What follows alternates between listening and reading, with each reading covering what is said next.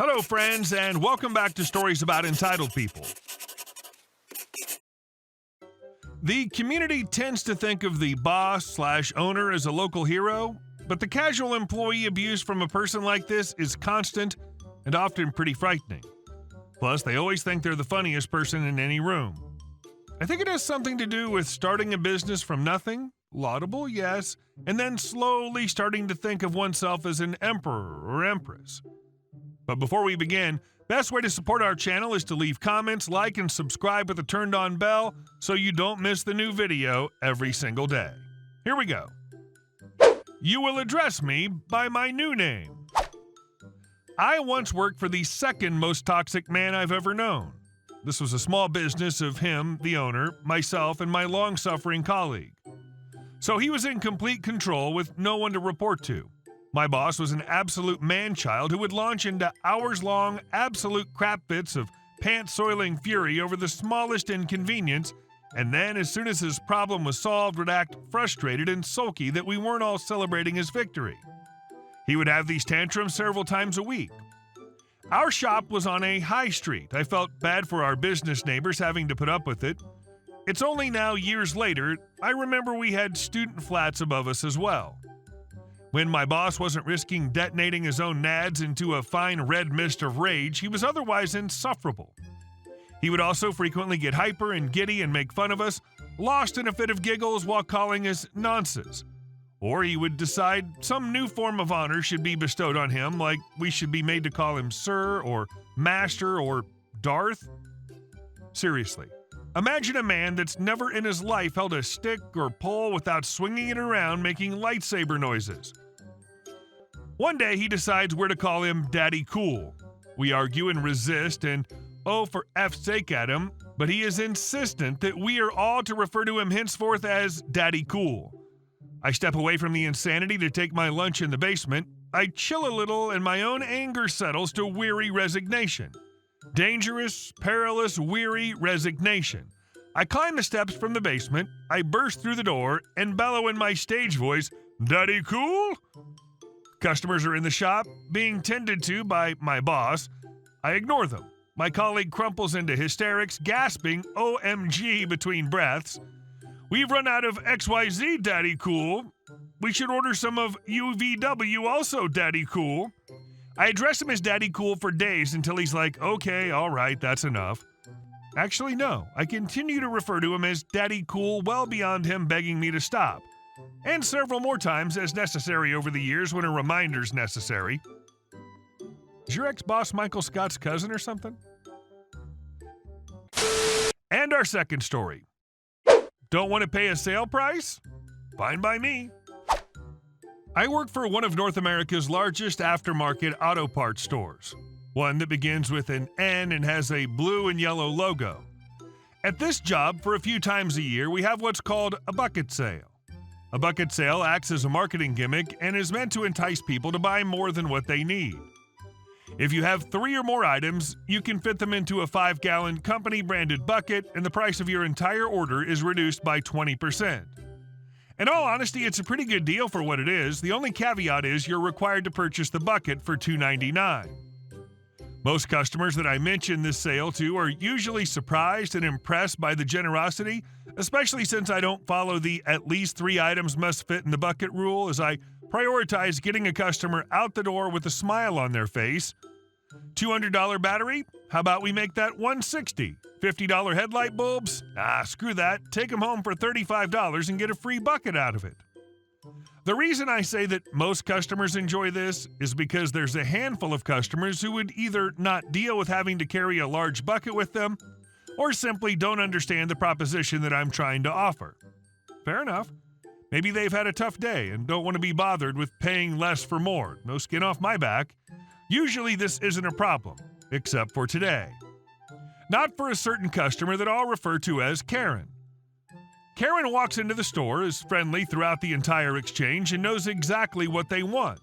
This is always a pleasant experience, as I hate customers who dawdle around and only accept service on their own terms. As she's ready to make her purchase, the following exchange occurs. Me. Okay, so right now we're looking at a total of $68.98.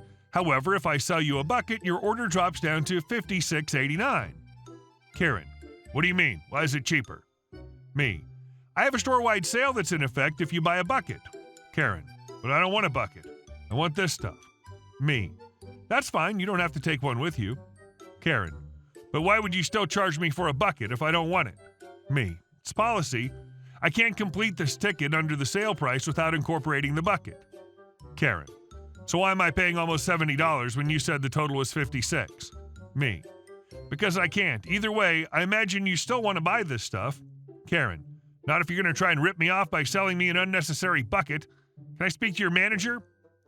So I get my manager and tell him what's going on before he talks with her. Manager has no patience for this kind of attitude. Manager, hi there, ready to go? Karen, yes, but I don't want to buy a bucket. Manager, okay, that'll be $68.98. Karen has hurt herself in confusion. Karen, but I want the sale price. Manager, you don't want the bucket, which means you don't get the sale price. Karen looks at the bucket pile. In frustration, she puts down a $100 bill. Manager, while dispersing her change, it's a good thing you didn't want the bucket. There wouldn't have been enough money to give you your change back. A dejected Karen then leaves the premises. Oh well, we tried to help her. If they want to pay the idiot tax, let them. And our next story. For once, a wild Karen was actually nice. I'm an over-the-road driver and have been for 6 years now. I also have recently dyed my hair sonic blue. In that aspect, we come to this tale. I had to pick up some much-needed truck supplies, so I parked at a truck stop across from the Mart of Walls and ducked in there to get my supplies. Upon entering it, I noticed that this one has a similar layout to one I used to work at many years ago.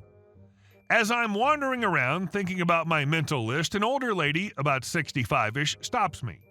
Mind you, I'm wearing my company's logo on a specialty-made baseball shirt, baseball manager pants, which were platinum white, black boots, and still have my blue hair. She looks up at me and says, "Excuse me, you seem very busy, but can you get this item for me?" Holding up a picture of some coffee. I immediately follow her back to the coffee aisle, ask her how many cans she needed, and grab 2 for her. She thanks me and I go back to my shopping. As I finish everything and head to check out, I hear some whispering behind me, then a shout of, "That's the guy! The one with the blue hair!" I freeze, wondering what I did. Up walks a lady about mid-30s with a pixie cut, and behind her, a sweet old lady being helped along by a store manager. As they get closer, I look for my escape route in case things go south. "This employee deserves a raise for helping my mother out. Not many people would do that," the younger lady said, looking at the manager. "I'm sorry, I can't do that. He doesn't work here. But thank you for pointing him out to me," the manager replied. "What? You mean he helped out without even being an employee?" she replied, shocked.